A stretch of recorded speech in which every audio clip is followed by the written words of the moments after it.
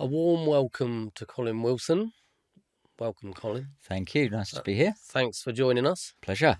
So I just wanted to kick off with a quick introduction. Obviously, your journey through table tennis into business. Mm-hmm. Can you just give us a quick snapshot of your journey? Thank you. Well, I got into table tennis because my dad played. He was a good kind of local player. He was a pretty good sportsman. He was on the books of Rotherham United when he was young, but never played for the first team. Subsequently became a referee. So he was sporty. Wherever he worked, he was a civil servant. Wherever he'd get put for work, he'd always start a sports and social club and sort the bar out and get a one-arm bandit and a ping pong table up. And I was very, very young and I had an older brother, which was really handy because when I was finally old enough to see over the table, I could go along to the little table tennis session they had locally, and I went along and I just thought, great, I'm allowed to go now, because before I was too short, and so it was brilliant for me to go and be allowed to play, and I was like a greyhound out of a trap. So I can do this, and it was lucky because I just had an affinity for the sport. I was fairly sporty, but I had a real affinity for this game. And looking back, I was very lucky because I've played other games, but I don't have the same affinity for it. I'm pretty good at a number of things, but not very good at anything. So I was lucky that I found what I was suited to at a very young age. And from the age of 9, I was playing nearly every day. And then by the time I was 11, I was number 2 in the country. And by the age of 13, I think I won the national under 13s. So that got me going into table tennis. I played 5 European Youth Championships. I won 2 Commonwealth silver medals. And then after university, I went to train in Sweden, who were chasing China for the World Championships, which they successfully did a few years later. So it was great to be a part of that system. And I learned a lot about learning, development, performance, where performance comes from, how you build performance from the ground up over a significant period of time to create something that's really high performance, and then coaching it, similar kind of process, but just instead of applied to myself, applied to other people. So when I got to in my 30s and I'd finished playing and I'd done a few small business things and some sporty things in the sports system, I was offered the opportunity to go into business consultancy and spent 6 years with a business consultancy, and we were working on purpose, values, vision, strategy, execution, etc. And it was great to work with teams and help to assist ambitious business owners to create their own dreams. And we would then and subsequently work alongside them, being the synthesizer of the various inputs that are required to go into making the journey successful. So really think of me as a kind of a coach and a synthesizer of inputs that goes alongside, focused on the development of the person and the development of the business whilst they're doing the business. So that's how I got into it, and I just love sport and business and helping good things to happen. I like making things better and helping people to achieve dreams, including my own little adventures. Brilliant. Can you, what was your transition from sport into business? Kind of the challenge of moving from one into another, or was that fairly seamless because of the kind of parallels? Yeah, it's really interesting. People ask how you kind of go from sport to business. For me, it felt quite natural. I went from being a player to, actually I jumped, you'd think, from a player to a coach educator. So you're helping to develop coaches. I actually kind of did that the other way around because of an opportunity and a fantastic mentor I had.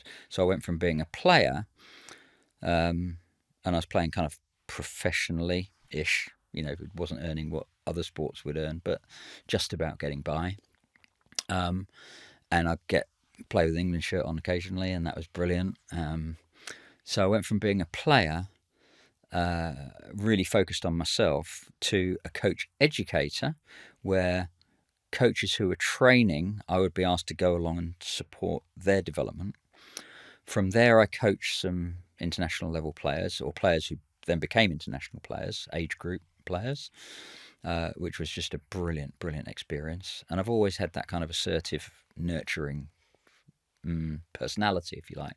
If you do psychometrics, it's one of the things that comes up on my profile. I know I like helping to make good things happen for other people.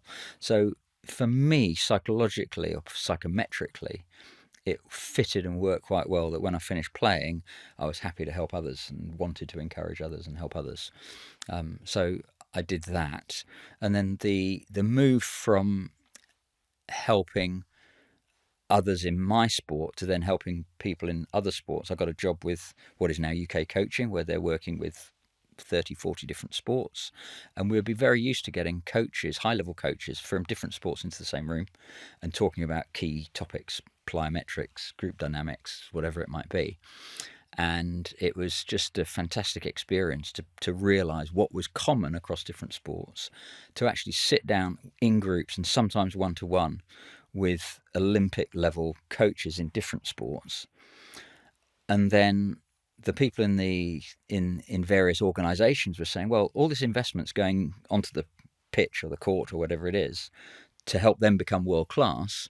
Can we, in our office environment, can we be world class as well, please? And what's required to enable that to happen? So we got involved in designing and developing programs for people within sports organisations who wanted to get better at what they did. And then the next step was, well, it doesn't matter if your output is a hockey ball or whether your output is a blue widget. The processes and systems and structures, the principles of long-term development for what you're trying to do are pretty similar. The challenge is learning how not to try and dump one model onto another. So what I say is you can't transport a model from one context, put it into another, expect it to work. But what you can do is translate. So I regard myself as a translator of what key principles shouldn't, can't we take, and how do we implement those into the new context so that you, as a non-sport person, can be on your own sort of path to excellence. That's great. What would you say are the common principles that you translate? Yeah, what come up time and time again as the fundamentals? Yeah, I think there's a framework which ends up with output, productivity, delivering against purpose, delivering against values. Those are kind of the outcomes.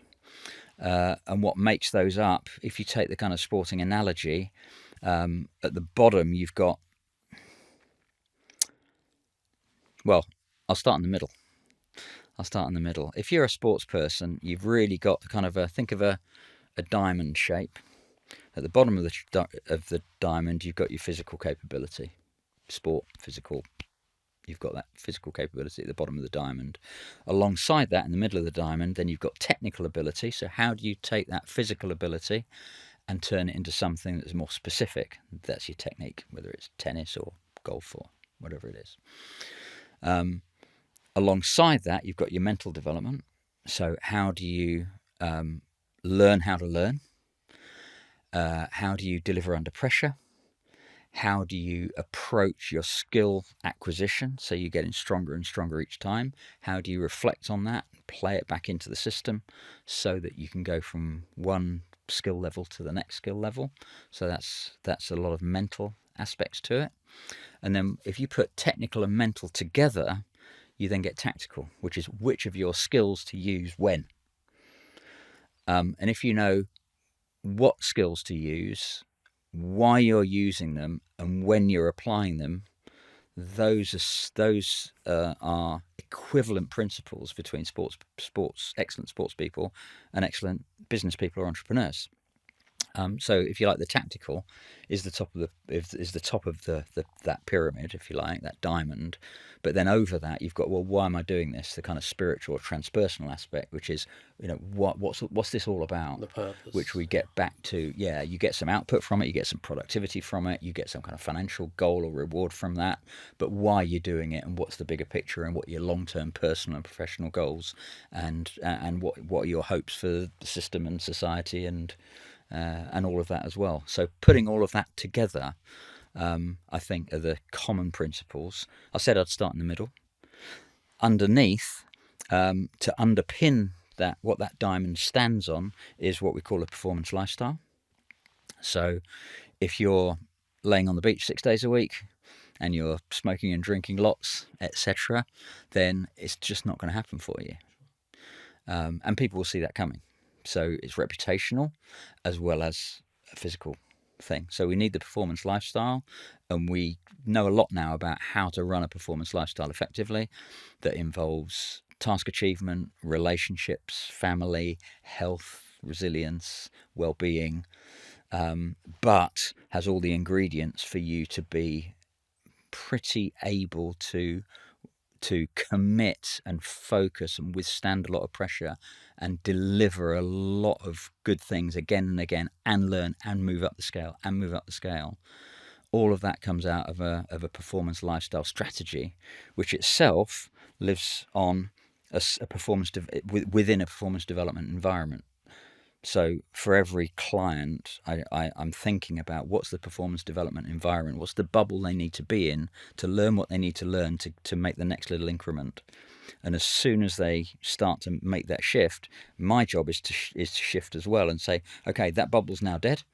What's the new development bubble that we need, so that the next thing is not only producing a good output in terms of the business, but is also developing the individual or the team so that they can continue to grow and they can go on to bigger and better things as well, whether it's a team or whether it's a solo entrepreneur. There's a lot there. There is a lot. It's simple and it's complex and it's simple. So in the end, as Stephen Covey said, I think it might have been in the 7 Habits of Highly Effective People all those years ago. But I did hear him say, and I heard it on a tape actually. So it's his voice before he died, and he said, "I wouldn't give a fig for the simplicity on this side of complexity, but I give my right arm for the simplicity on the other side of complexity." Now, one of my qualifications is in complex adaptive team coaching. And there's a lot of talk now about we live in a VUCA world, volatile, uncertain world. There's lots of change going on all the time. And people are talking about dealing with complexity. But there are some principles that we can work to which can manage, limit, reduce the complexity in a system. Just because something looks complex doesn't mean there are some key principles behind it. So if you can get to the simplicity on the other side of complexity, then it all starts to get easier, it all starts to get elegant, and everyone starts looking like Roger Federer. And that's that you can see that elegance that he has as a tennis player, which sits behind a whole lot of complexity. And that's what we're trying to get to, is to understand enough, go through the hard yards, but get to a place that has ease and elegance behind it, because we understand the simplicity on the far side of all the complexity. And I've spent 30, 40 years studying all the elements, the complexities that then creates, but then what's the simplicity on the other side of it, which makes it bite-sized, which makes it understandable, which makes it step by step, which hopefully a coach is there to help to create the environment that makes success inevitable. That's the aspiration. Something that's stuck out for me there was performance lifestyle. Could you unpack what you think are the key, just from your experience, what are the common kind of traits of a successful person when it comes to that performance lifestyle? Are there any? Yeah. So I think if you're going to try and achieve something special, different, with a high level of expertise, something that's meaningful, something that's valuable to the world as well as yourself, there are a number of ways that you need to look after yourself. So an obvious one would be, getting sleep. The old joke goes, it was attributed to Margaret Thatcher. I'm sure it's been attributed to thousands of other people. Who knows where it came from? But someone said, well, of course, I can survive on 4 hours sleep a night. And they said, are you sure? And he goes, that's what I said, didn't I? And a lot of the research, I think, would show, and I'm not pretending to be the expert at everything. But I think we're talking about 7-8 hours a night of sleep. Yeah, you can miss some of that. Yeah, your in individual circumstances might be quite different. And now you can get a watch that tells you about the quality of your sleep. But if you're chronically sleep deprived, your performance will go down faster than for instance, if you're drinking alcohol to a significant degree. So fatigue will prevent you from performing. Fatigue is important because you need to tire your muscle in order for it to grow. But you got to do it in a managed way. So sleep and then recovery, which is a big question. And you've already said you're going to ask me a little bit more about resilience and recovery.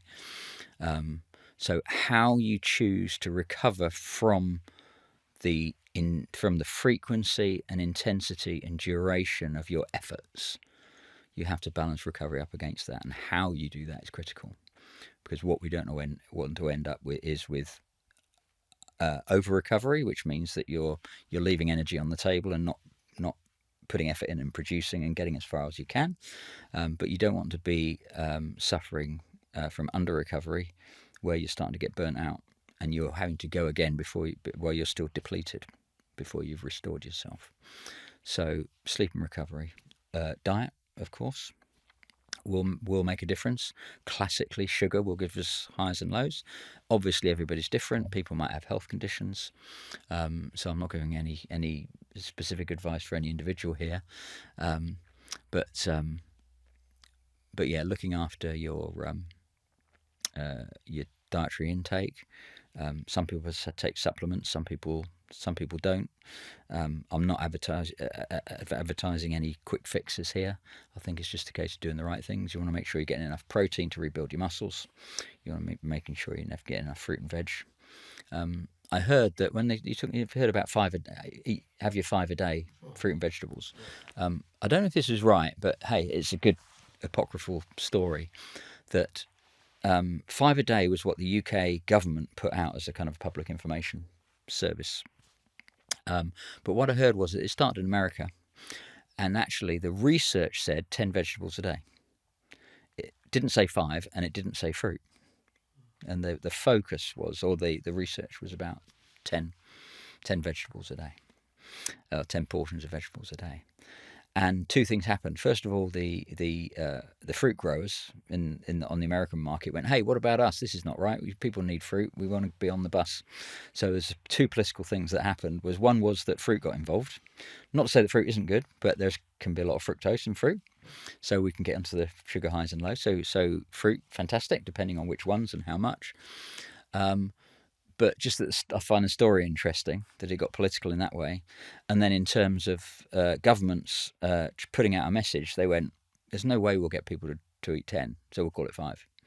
So what was 10 vegetables became a political and behavioural message of 5 fruit and vegetables. Now, I'm just quoting that just for fun, but it's really interesting how some of our messaging arrives with us, and people go off and say, oh, that's everything. If you just do this, then it's perfect. There's probably quite a bit more nuance behind some of these big things. 10,000 hours of training is another famous one, which I could talk for days about. How Ericsson's research has been used and abused over the years, and how that number is and isn't valuable to us. But yeah, so that's another way that we need to manage our lifestyle. Obviously, we want carbohydrates. What we don't want to do is copy elite athletes. Elite athletes typically are getting through. My son was getting through 8,000 calories a day training table tennis.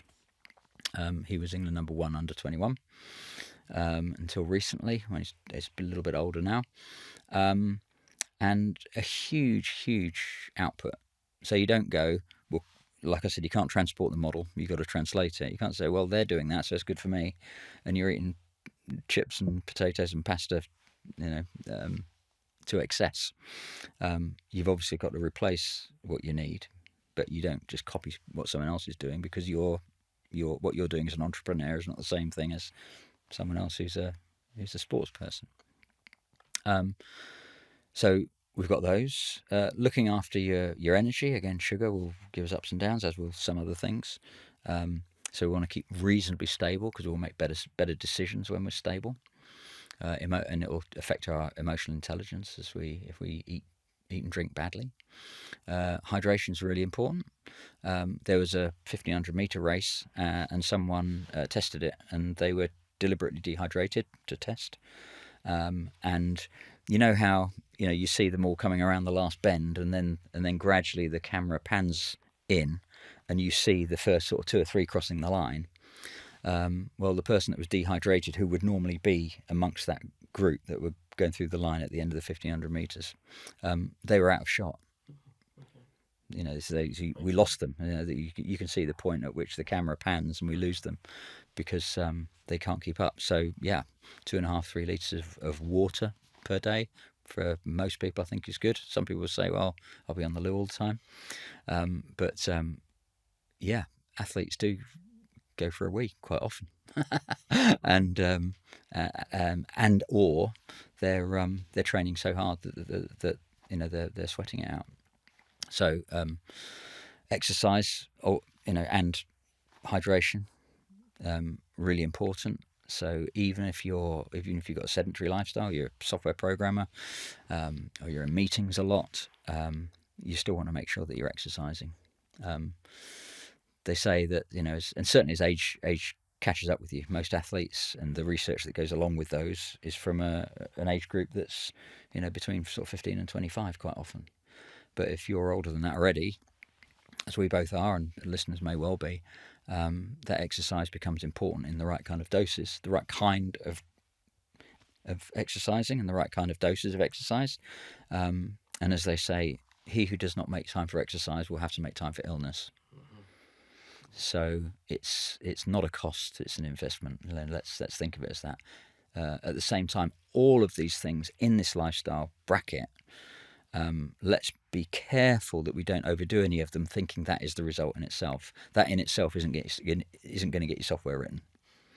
So if we can use some of these background lifestyle things, thinking that's adding to our performance, when it isn't. It's actually, so if it gets to that stage, what we're talking psychodynamically is that you're actually avoiding something in the business, and you're using that as a distraction.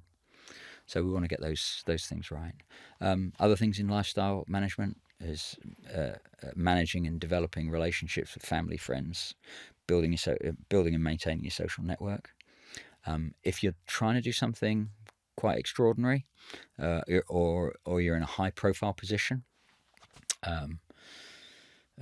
Premier League referees, high level sports people on TV, footballers or whoever, you've got to be careful about your relationships, because word will get out, people will spread gossip, and so you have to defend your boundaries in terms of your social relationships to some degree. It's inevitable. Same for a pop star or what have you. So we have to work very, very carefully on that. But to make it performance lifestyle rather than just a security issue, in terms of activity and reputation, etc. What we have to do as well is to... Oh, Jeff, I've lost myself. Sorry. I'll take a break. That's okay. We can get back. You have to cut that one.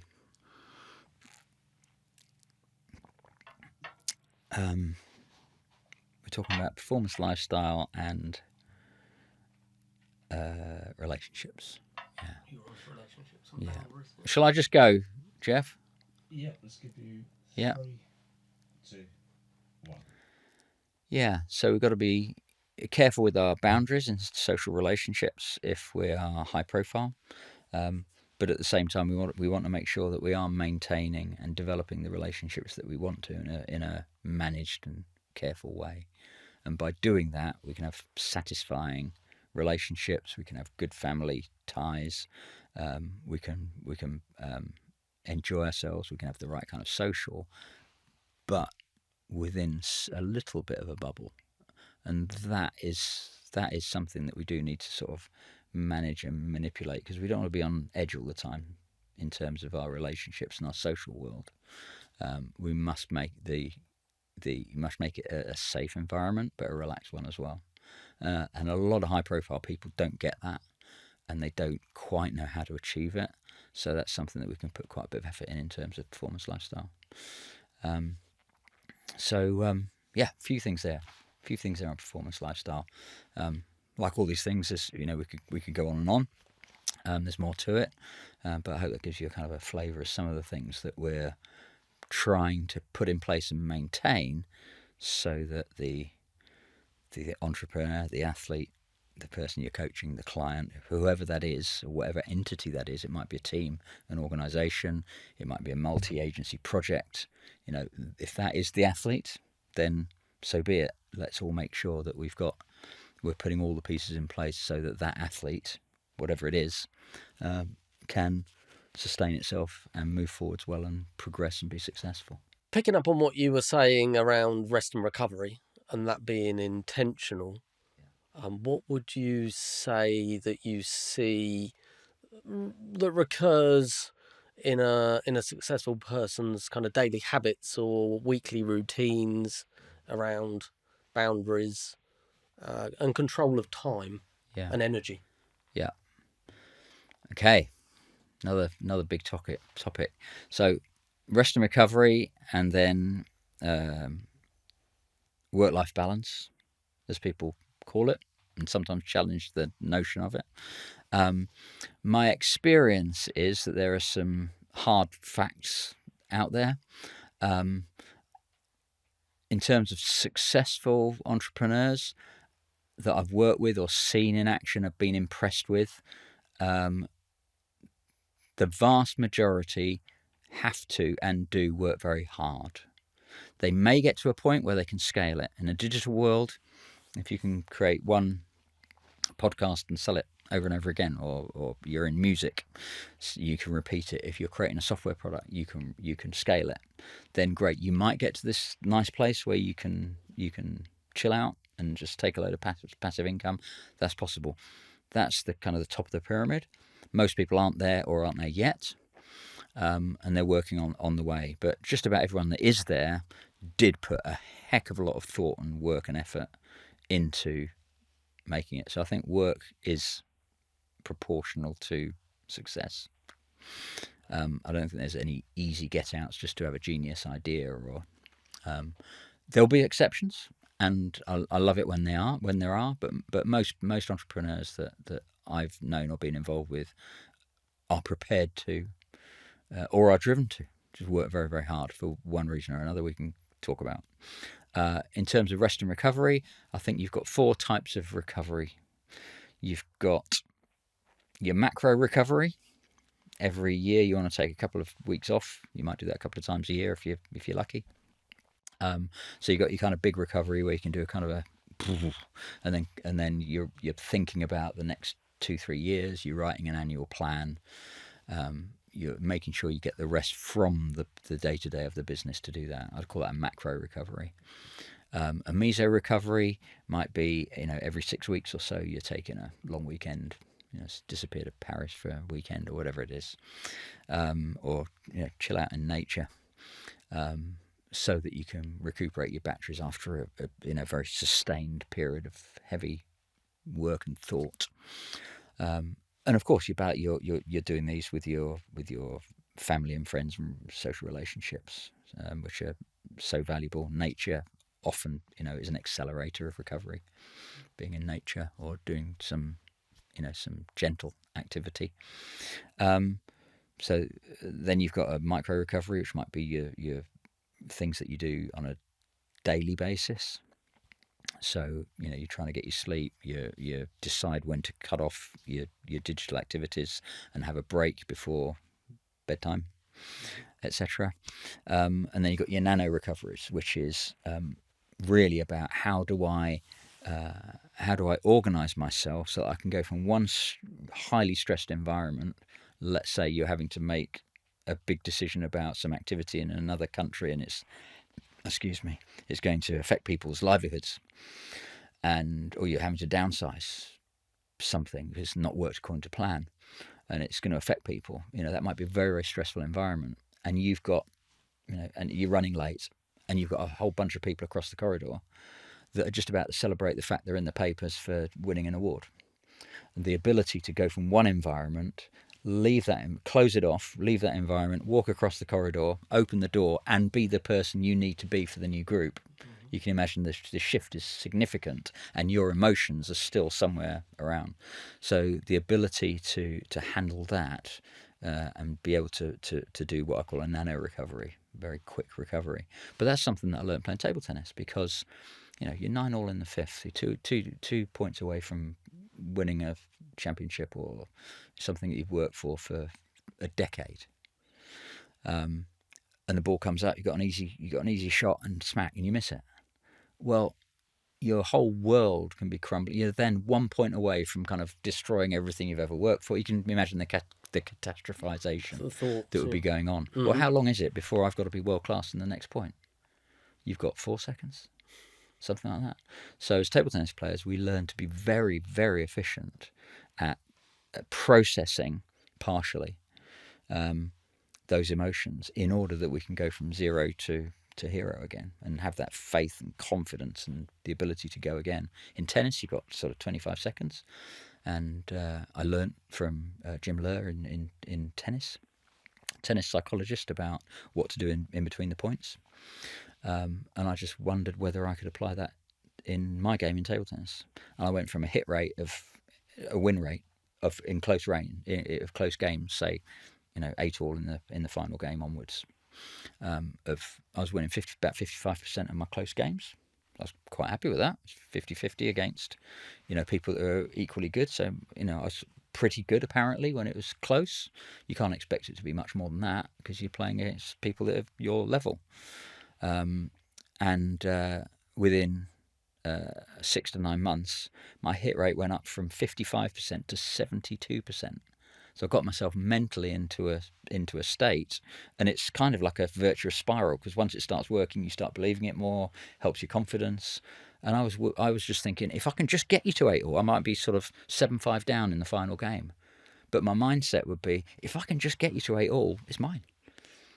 It was great. And there are some specific things that you learn to do in order to achieve that kind of crossing the corridor. It would be the kind of the business analogy to that. And it involves decatastrophization. It involves regulating yourself physically and with your breathing. It involves using body language on yourself. And it involves some mental creativity and visualization to prepare and to deal and to prevent any nasty surprises when you start your next thing. Now, if you can learn to do that in 4 seconds, then great, that gives you a chance. What I would say is you're not fully processing it. So from a trauma point of view, from a psychodynamic point of view, you just aren't dealing with it all. So don't think that that's a complete solution. It's a nano recovery and enables you to perform under pressure in a changing environment if you know how to apply yourself in those situations.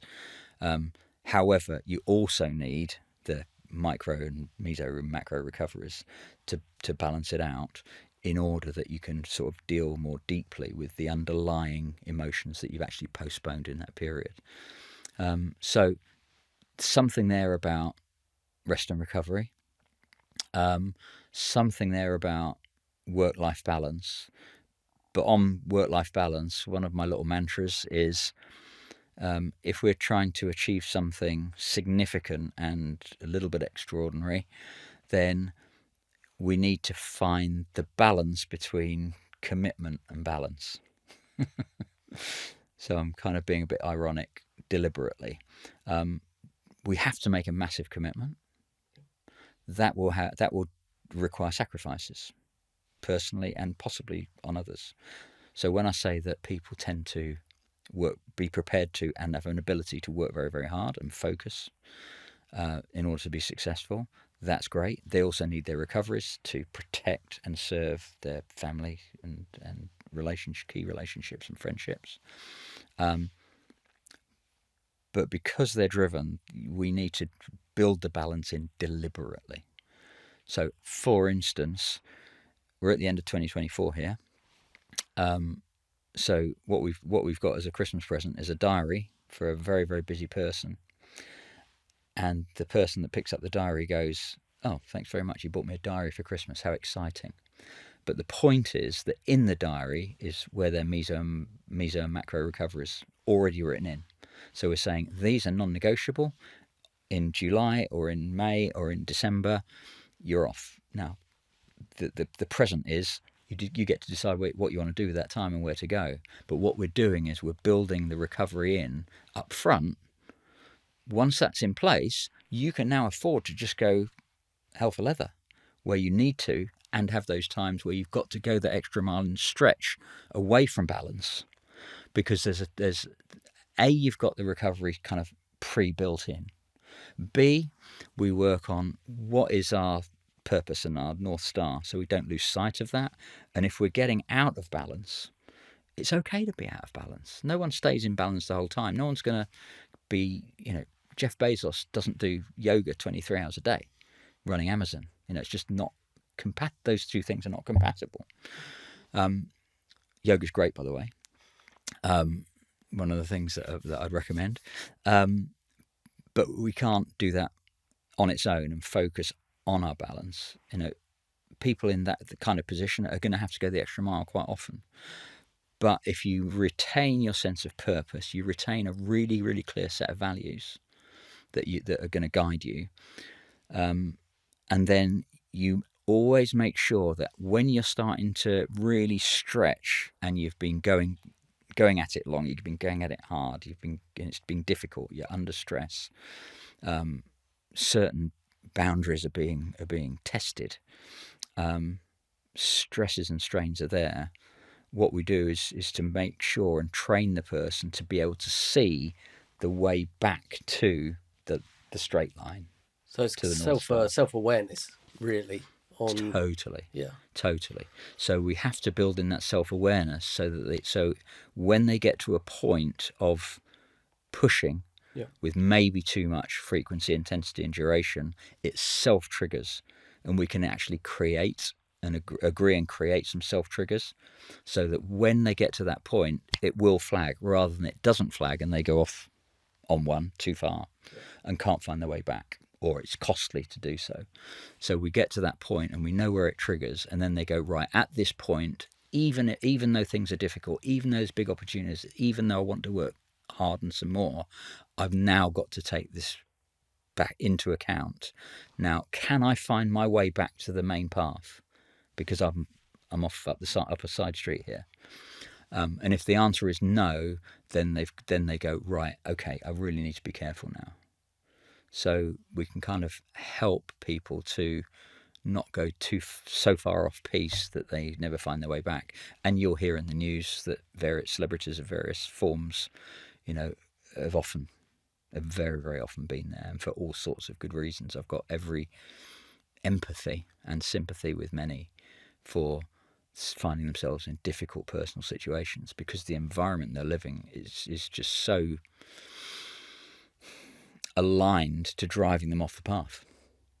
So being able to see the path at least, and then regularly or frequently enough, which are two different things, regularly and frequently, to be able to get back to the path and make sure you're touching the path. Okay, this is the right path again. And so get out of balance, but know what you're doing and know how to get back.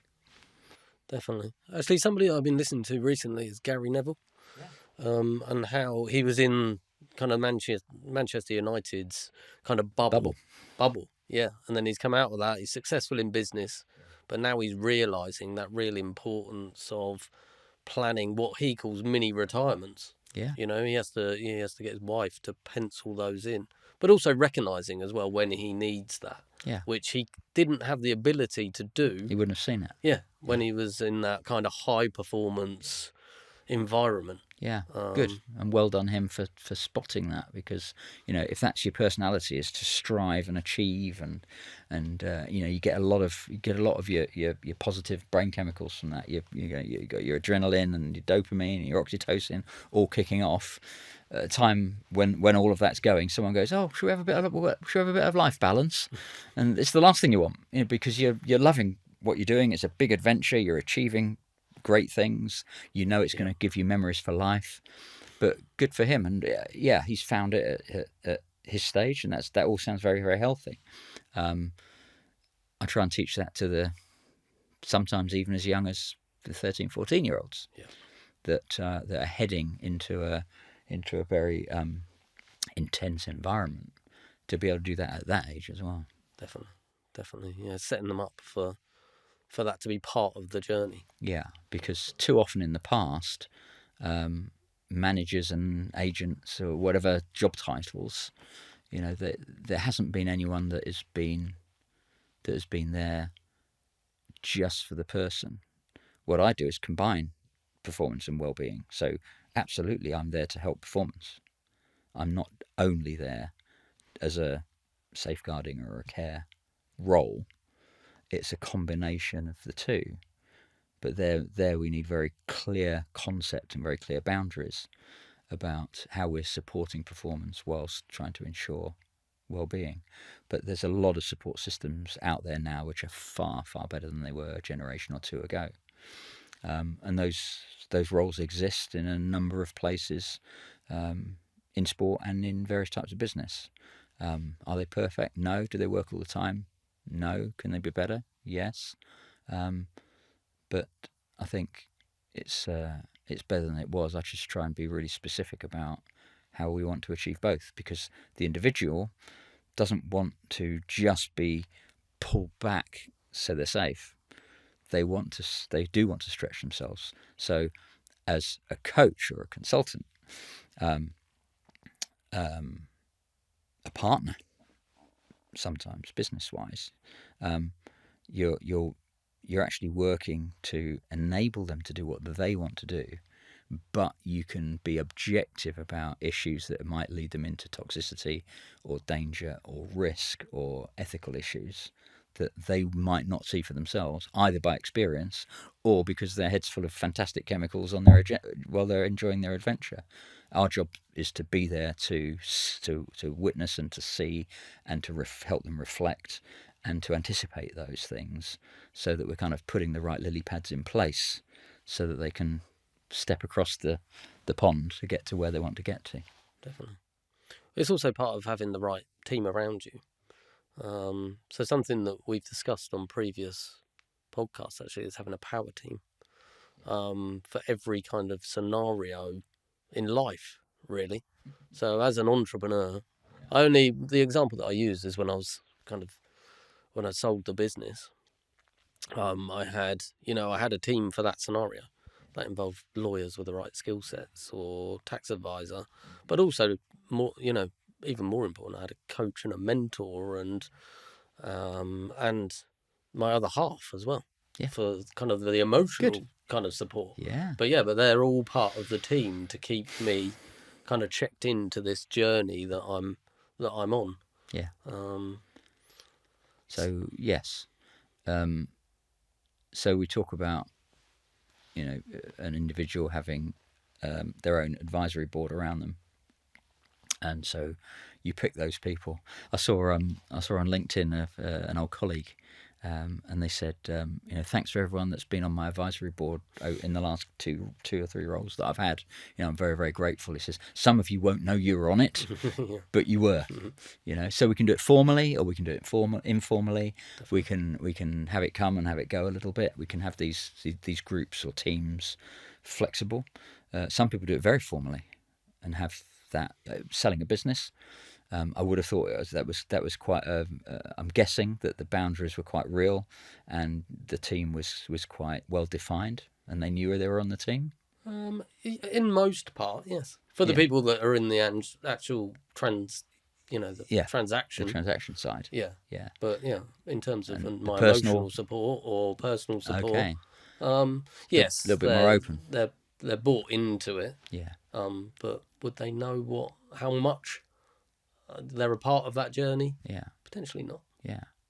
So a couple of things there is, one, I think it's great to have that. I mean, to have that network around you, your network is your net worth, as they say, and to have a good network around you is a wonderful thing to have, and pretty crucial to build, whoever you are, if you're going to find yourself in a quite a rarefied atmosphere of some situation of some repute. So yeah, you need that. The downside is, well, if you've got a lawyer and you've got an accountant, you've got a nutritionist, you've got a physio, you've got your partner, you've got an emotional intelligence helper, you've got, then it can be an industry in itself. And so that can be a bureaucracy that takes away from you delivering. So if we're talking about people that are helping but not in the business, literally, like your lawyer and your accountant, what should we have there? And one of the concepts of old comes from Frank Dick, who was Daley Thompson's coach and went on to do other things, Gerhard Berger and Katarina Witt, etc. And one of the things, speaking with Frank Dick years ago, he was talking about the coach as a synthesizer. So yes, you would have, if we go back 100 years, an athlete would pretty much do it themselves. 50 years ago, an athlete might have a coach, and typically that would be a technical instructional type coach. Yeah. Learn hurdles, like jump. An instructor. Yeah, helping with the technical and mental aspects. But then in modern times, you've got those roles. You've got physiotherapist, physiologist, psychologist, nutritionist, etc.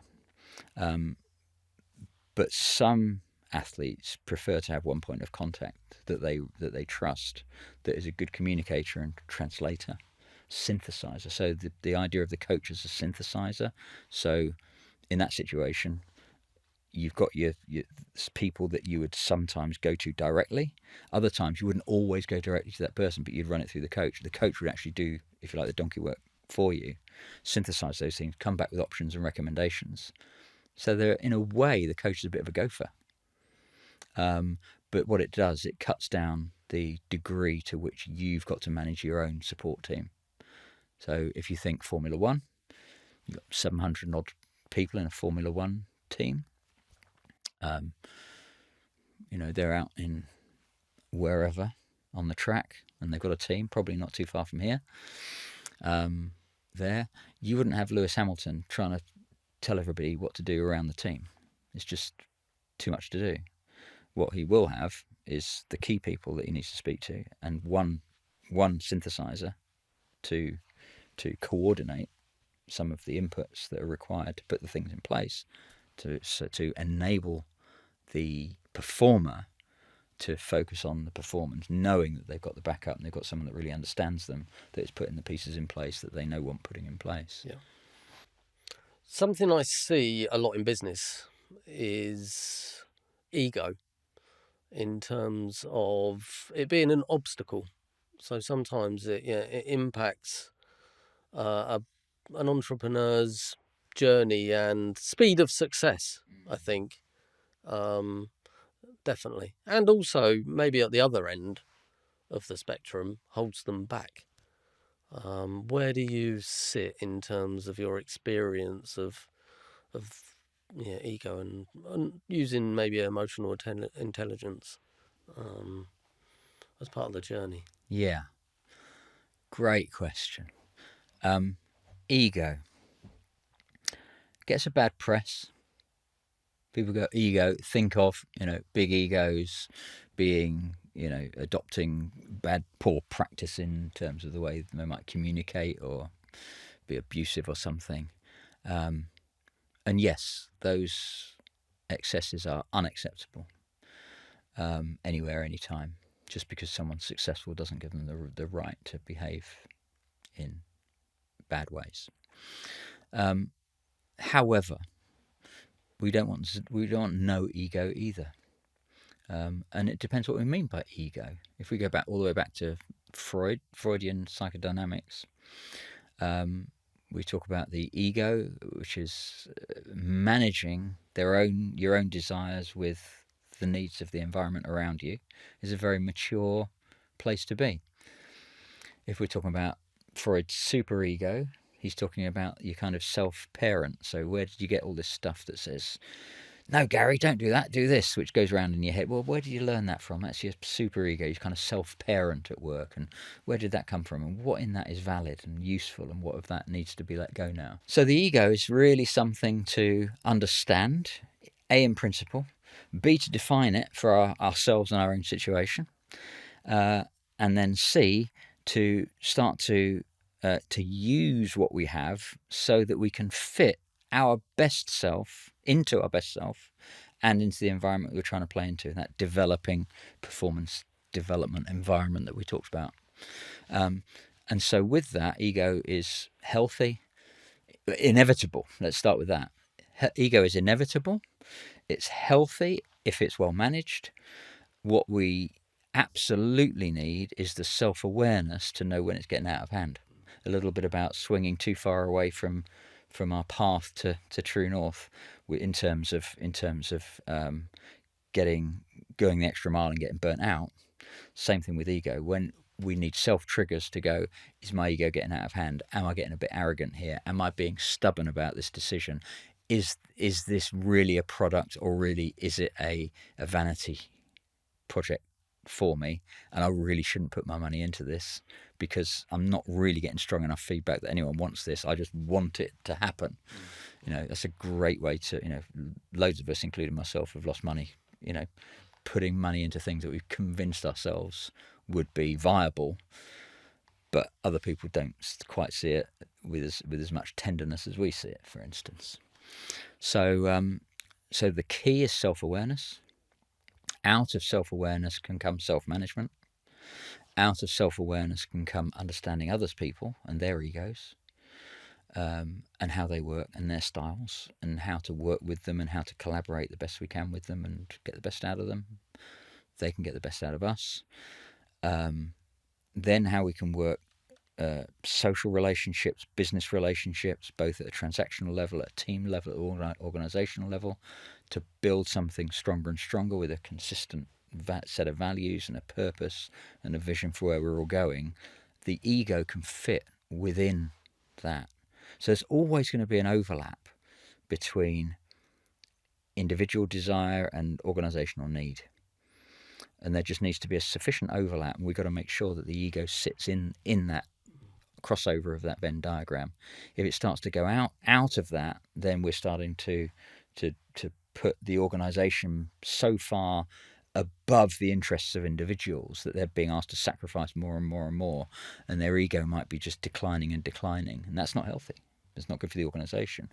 Equally, we don't want anyone to be a star on the team and inhibit everybody else, and the whole thing crashes because we haven't got the relationships, and one person can't make the whole organisation work just because they think they're great, even if they are great. The whole thing about teams and organisations achieving, and the way the ego plays into that, is as soon as you get more than one person in a room, it's bad enough just being with yourself psychologically, but as soon as you get more than one person in a room, you've got a whole bunch of dynamics going on in that. That's just with two people.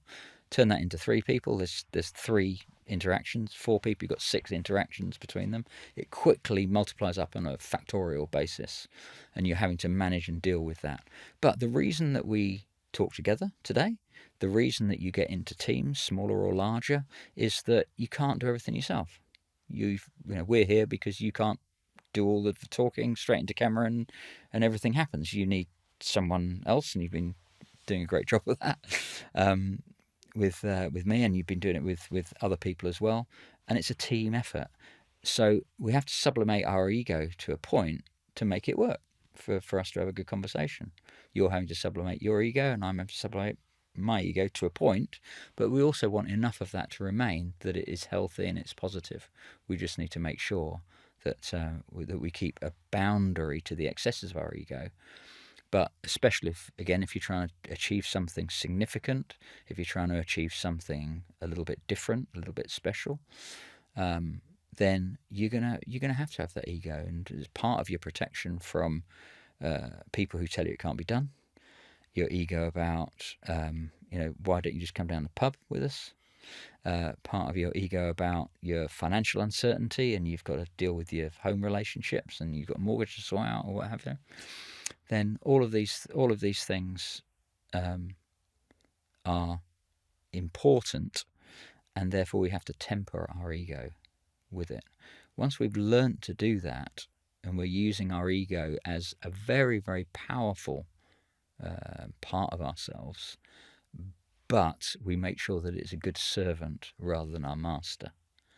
And I think, yeah, for sure, solopreneurs, entrepreneurs, other people who are, heads of department or in large globals or what have you, there is that temptation to say, I can just do it my way, do what I want. I've got this far. I know what I'm doing.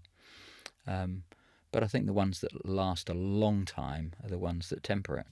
If you ask me which tennis player is the best tennis player in their era I've ever known, I would go back all the way back to John McEnroe. For me, at his peak, he was the best there's ever been, and to that point. And in his day, of course, he'd get thrashed now, but because the game moves on. But he was amazing. But everyone knew he had emotional difficulties on court. You cannot be serious, etc. And he was playing against Borg and Connors and Nastase back in the long, long time ago. But the thing about McEnroe is brilliant. But because of his emotional state, his career was short. And that's what we often find. So that if we don't learn to manage ourselves well, we might be fantastic, but it might not last. Because the people who last a long time are the ones that gain the self-awareness and gain the self-management, learn about other people and their needs and wants, and play into that well, so you can build a great team.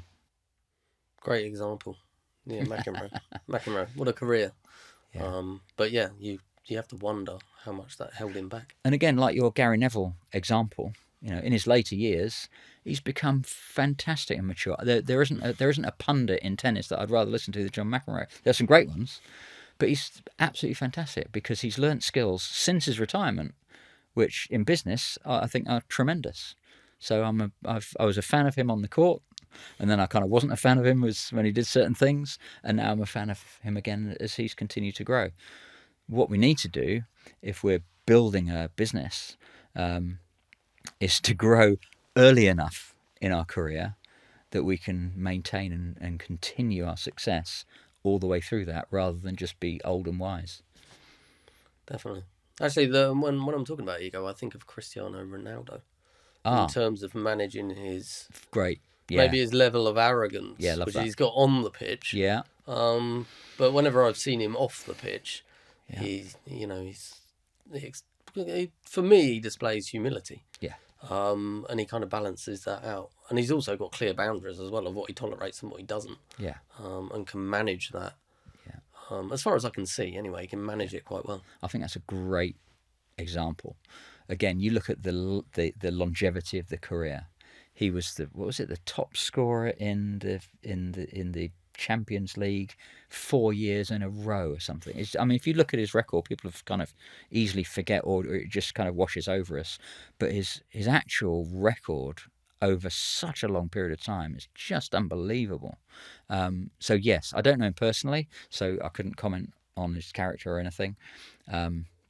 But the parts that I see and the professional delivery, what an achiever! Just to maintain that high performance over that period of time, and to be older and still delivering, and still, I'm guessing that he still really loves what he's doing, into a ripe old age as an athlete, And they were saying that he would still be on the pitch later, testing and trying things out. He'd be in the gym making sure that he was staying strong and fast when he was getting older. All of those sorts of things are just great role models for us. Definitely. He's a good example of that performance lifestyle, I think, yeah. Yeah. And totally. Yeah. His commitment to the lifestyle that is required to enable that. And you know that he's muscular. You can't pretend that you're doing the performance lifestyle and then achieve that. You know, anyone that is achieving that, you know that they are. Yeah, this is where we go back to ego.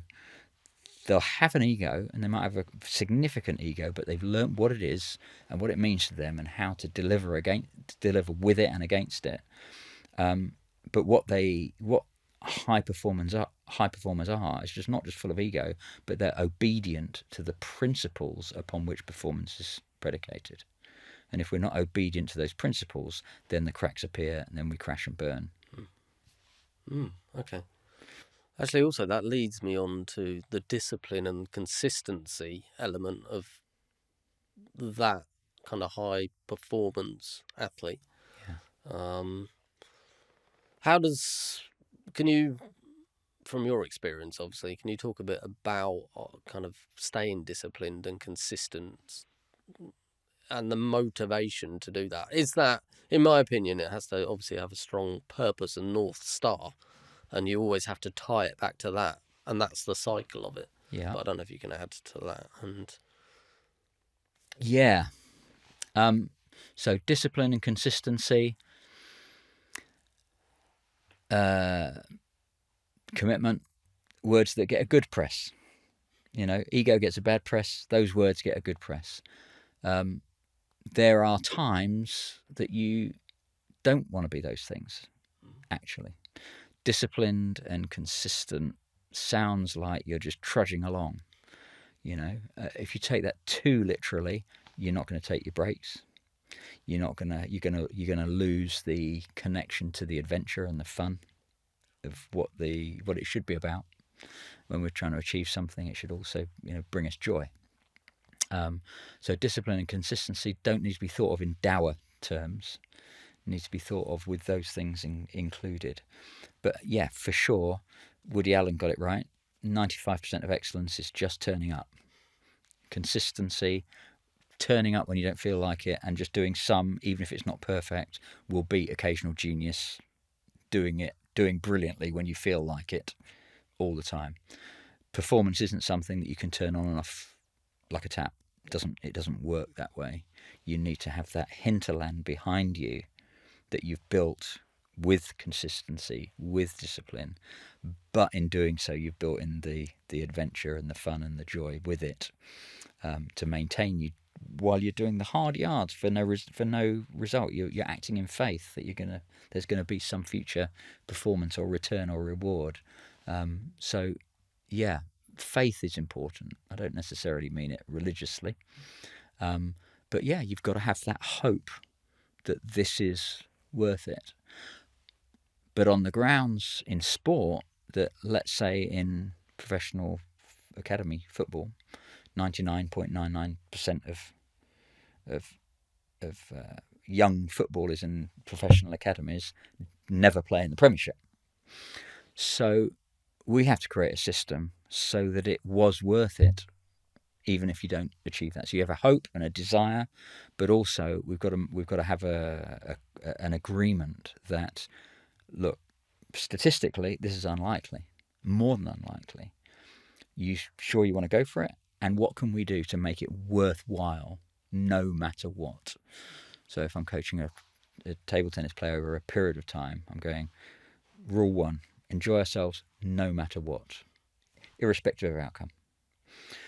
Number 2, play to make yourself proud. And by proud, I don't mean pride as in ego. I mean to have the satisfaction that you've done the right thing, you've given of your best, you've grown yourself, you've done all that you could without burning out. And then the third thing is, if you get the sniff of winning a point or a game or a set or a match or a tournament in a day, and on any given day, flipping well take it. Take that opportunity, grab it, and then feel brilliant about it. And that's the kind of the external outcome world. You know, we talk about outcome goals. You know, I want to win the gold medal years away. You can't control that. So outcome goals were originally thought of as useful. Now, yeah, they have their uses, but are limited, because one of the things it can do is induce anxiety because you don't have control over the result. What you might do is to say, well, rather than I'm going to win the gold medal, I'm going to swim it in this time. I'm going to get my time down to this. And if anyone beats me in the final, then good luck to them. But I'm going to achieve that. But I believe that if I achieve that, I'll probably win the gold medal. So that's a performance goal. Yeah. And then you've got your process goals, which is eating the right food, going to bed in the right times, the discipline, the consistency. And then, so your processes lead to your performance, leads to your outcomes.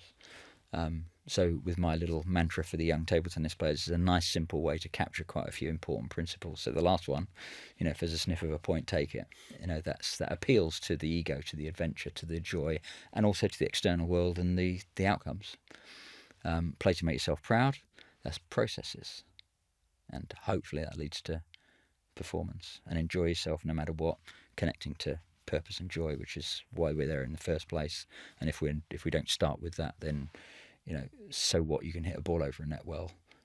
If no one's enjoying it, not the parents, not the child, not anyone else, then it's not worth doing. So we shouldn't be doing it. We should do something that has more of those good things.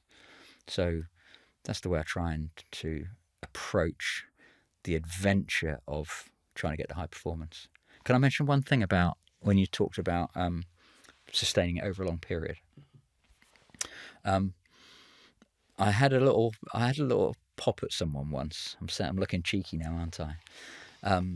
And someone said, I'm going to do a workshop, and I'm going to do this workshop, and I'm going to invite people in, and I'm going to charge this, and I'm going to stand up there, and I'm going to do my talk, and it's going to be on sustained peak performance. And immediately I thought, this person doesn't understand their topic. So if I give you a piece of paper and a pen, you draw me a sustained peak. There's no such thing. A sustained peak is a plateau. What you don't want as an athlete is a plateau. What you don't want is to be able to perform at this level all the time. You need to be able to peak when you need to peak, and you need to be able to chill out when you're chilling out. Think of American football. In the moment, really intense. Whistle goes, they stop, they rest, they're organising themselves for the next go.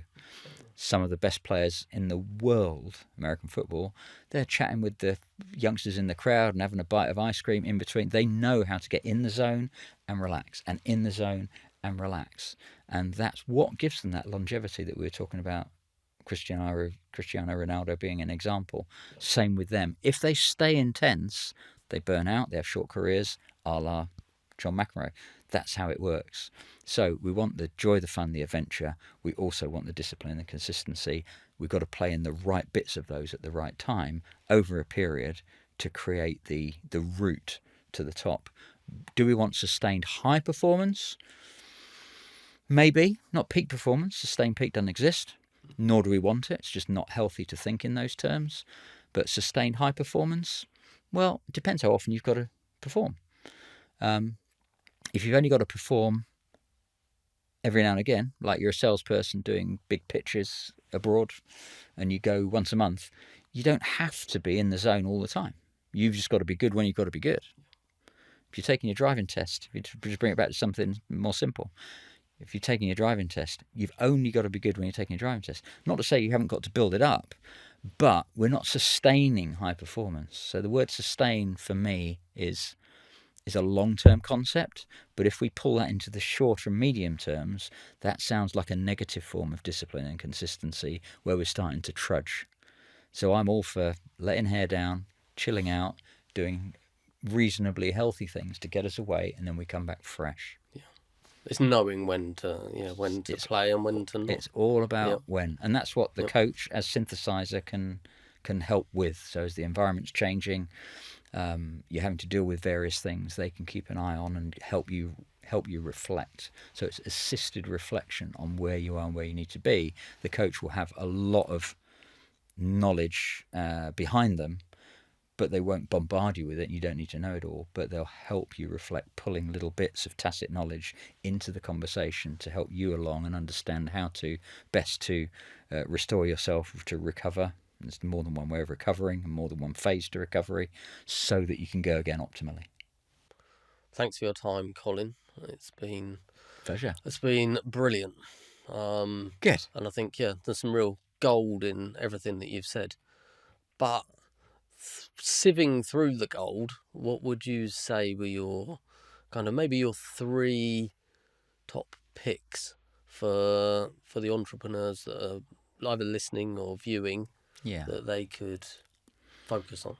Yeah. Okay. I think for entrepreneurs, I'm thinking about people who are either solopreneur and maybe building something, or people with significant teams where they can delegate and other people can specialize and they're building something and it's got to a larger stage, but they're still key as a founder. So if we're talking to that kind of audience here, my top 3, I think I'll go for the first one. I'll go for is this point about the performance demand. Let's go back a few years and think about football and Manchester United. So you've got David Beckham running up and down the right wing and taking the corners and free kicks. You've got Peter Schmeichel in goal, keeping the ball out of the net. Now, would we, make a plan based on this conversation, and then give the same plan to Schmeichel and Beckham and say, right, there's your plan, go and implement that, you'll become the best you can be? No, you wouldn't do that. Why wouldn't you do that? Because their performance demand is different. The requirements on Schmeichel are different to the requirements on Beckham. And so for any 2 entrepreneurs listening, the performance demand that they're under is different. So what each individual has to work out for themselves is, what is the performance demand upon me? When is my Olympic race? So if we take that example, we knew that if you were going to be in the 100 meters, that was going to be in August on whatever date it was in Tokyo in 2020. And you can reliably prepare for that moment. In business, you don't know when that moment's going to be. In actual fact, in that particular Olympics, COVID came along and it got postponed a year. So they've had to postpone their peak, which is a very interesting concept in itself. How do you postpone a peak, and how do you postpone a taper for that peak? So that threw a lot of cats amongst the pigeons. Not just because, so we've got a year, there's no problem. Massive issues. So what is the performance demand? What can you anticipate? What can you anticipate that you don't know exactly, but from trends you can guess? You know what? I'm likely to get three or 4 calls this week that are going to be a nightmare. I'm definitely going to be at this thing in Italy where I've got to do a presentation on this date. You can kind of plan. So you need to be able to peak for those moments when you've got to be good. But what I'm saying is, you've only got to be good when you've got to be good. The rest of the time, you can be an average Joe. You can be a lovely human being if you're able to come down in the rest of the periods, and you've only got to peak when you've got to peak. What you do have to do, however, is prepare so that when the performance demand occurs, you are at your peak. Mm-hmm. So discipline and consistency, yes, but not to create a plateau, because then you can't peak. 1% wins, yeah. Or cumulative compounding gains, mm-hmm. yes, will help, but critically, the older I get, the more I realise that performance is about recovery. As Angie Calder said in 2002 to me and a bunch of others in a room, recovery is a training principle. It's not something that you do separately to training. Recovery is a performance principle. You've got training and you've got recovery, and you've got phases of each. So recovery, the first half is getting over the exhaustion. The second half is preparing to go again. So in terms of our year, our diary that we talked about. Put your recoveries, your meso and your macro recoveries in there. And then also put in, when do I need to be fantastic? When do I need to be fantastic? And how do I build so that I will be fantastic when I need to be fantastic?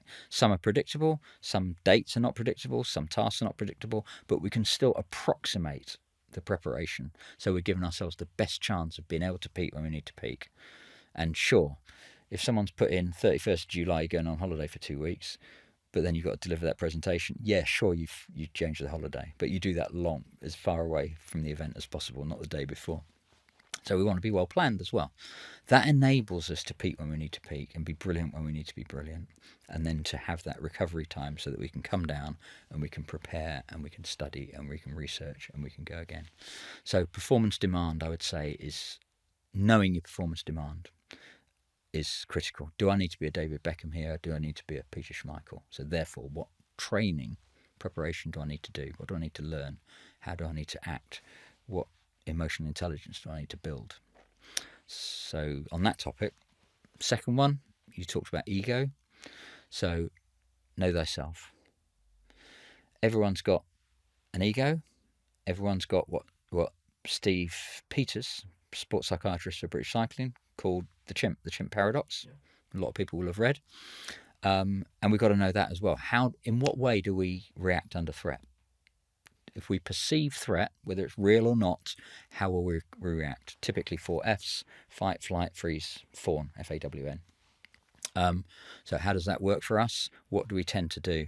If we look at relationship awareness theory, we can look at 3 stages of conflict. You and I go into conflict. Where do you go to? Do you go into being more submissive? Do you go into being more analytical? Do you go into more domination? If that doesn't resolve itself, then where do you go? You'll go to another corner of the triangle. And if that doesn't work, where else will you go? You go to another corner of the triangle. Understanding our own reactions to pressure. And for entrepreneurs, sometimes it's extreme pressure. So we'll go to a 2nd or 3rd stage conflict zone. We've got to understand what that is, how we're likely to react, and how that might benefit us or cost us if we get it wrong, and look after ourselves, others, and the environment whilst we're under that extreme pressure. In doing so, we can learn to use our ego but temper it, so that we don't control that ego or that chimp, but we manage it. And by managing it well, we can get the best out of ourselves, so we can use our angels and suppress our demons, if you like, as we go, and that will enable us to repeatedly go again. It's like any muscle, you'll get better at that, So we want to do that. You've got angels and devils in your head and in your motivations. Which one do you feed? Which one wins? The one that you feed. So we feed the angels and we starve the devils. They won't go away altogether, but we can start to become the person we need to be to achieve what we want to achieve. And the third one, I would say, is lifestyle management. So just make sure that we are going to bed when we need to, getting the sleep we want to, learning how to get sleep when we can't sleep. What is that thing about waking up at 4 o'clock in the morning? Why is it always 4 o'clock in the morning when we're stressed and we wake up? How to work with that, how to deal with that, how to dissipate our stress before we get rest, so that we can actually rest and therefore not burn out. How we can eat the right food, look after our energy, have a decent medical scan every 6 months or so to make sure that there's nothing coming, and if there is something, that we can deal with it sooner rather than later. Because it's much cheaper to build a fence at the top of the cliff than buy an ambulance for the bottom of the cliff. So performance lifestyle is really putting all the pieces in place in terms of the way that you're operating, the way you're living your life, in order to provide the foundation from which you can excel. Brilliant. Okay.